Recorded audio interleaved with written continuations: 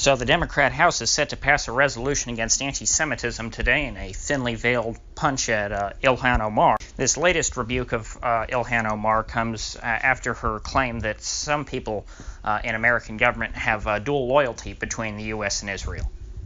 Now, her comments were in response to the outpouring of hatred and anger that she has received for her mild criticisms of Israel, which have been labeled anti-Semitic, and all sorts of people saying, oh, well, that's just not acceptable, can't do that in America.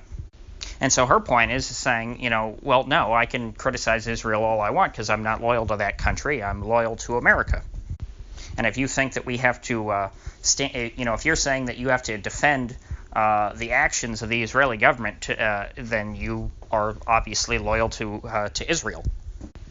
Now, of course, despite her making a reasonable point, the Dem establishment and everyone else, pretty much, foreign policy establishment, I guess I should say, bipartisan foreign policy establishment, has said, well, even though that's a reasoned point, you're not allowed to make it because that's an anti-Semitic trope. But of course, you can't really call it a purely anti-Semitic trope because there are actively people in the United States of all religions promoting dual loyalty with Israel, saying that you must, in fact, love both America and Israel or else you can't be an American in good standing. I mean, that's pretty much universal. There's no one really other than Ilhan Omar in the public space that criticizes Israel. That's not acceptable. And I should point out that the vast majority of pro-Israel types in the U.S. are not Jews, but rather evangelical Christians. I mean, Jews are a very small percentage of the U.S. population. I don't think that Israel would be held in nearly as high regard if only Jews supported Israel. That's ridiculous. I mean, I have evangelical family members who I assure you 100% have dual loyalty with the U.S. and Israel. They're not literally dual citizens or anything. They've never been to Israel, but I mean, for religious reasons, they want the Jews returned to the Holy Land, because I won't get into theological discussion here, but I mean, there are reasons why people who are not Jewish are very fond and supportive of the Israeli project. And this brings us to Congressman Juan Vargas, who tweeted out in response to Ilhan Omar, questioning support for the U.S.-Israel relationship is unacceptable. And Mr. Vargas, I guess he didn't get the memo. You're not supposed to come right out and say that. You're just supposed to basically act like that, but then gaslight anyone who points it out. So if Ilhan Omar had said what Juan Vargas just said, they'd be passing a third resolution against her in response. But Juan Vargas said it completely seriously, and he's right, frankly.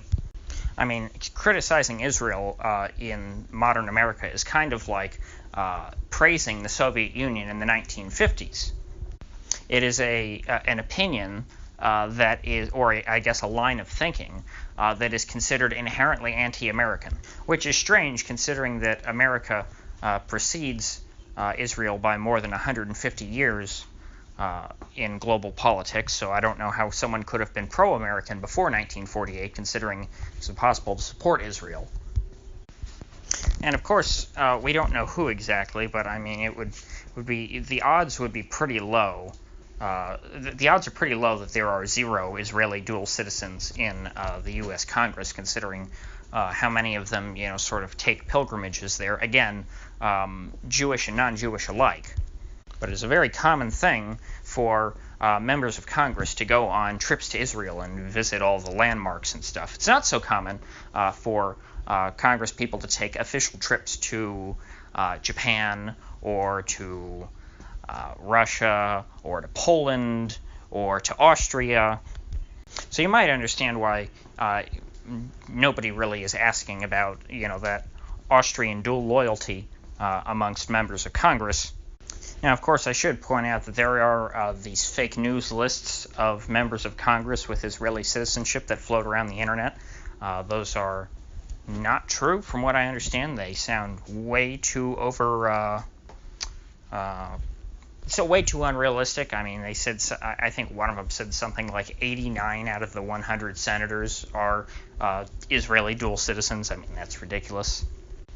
Yeah, so dual loyalty is certainly a problem, but not in the sense that people are sort of plotting against America to advance Israel's interests. I think that it's not malicious like that. I think that people inherently view the interests of the Israeli government as being part and parcel of American interests, that they are somehow encapsulated within the concept of American interests. That if the Israeli government does not get its way, then somehow the American government is not getting its way. I think they consider it to be sort of not subordinate, but an organ of the U.S. in that fashion. I mean, I remember this back in a few years when Republicans they were going on a crusade against foreign aid. They'd always say, and we're going to cut all foreign aid except to Israel. And I always thought, that's strange. Why except to Israel? And that's because they basically consider Israel to be an unincorporated 51st state. I think that's probably the best way of looking at this, is that they view Israel as a 51st state. So, or not really as a colony, but anyway, if you folks made it this far, please do click that like button and subscribe, and leave a comment below on your thoughts on just how evil of an anti-Semite I am. So, have a good day.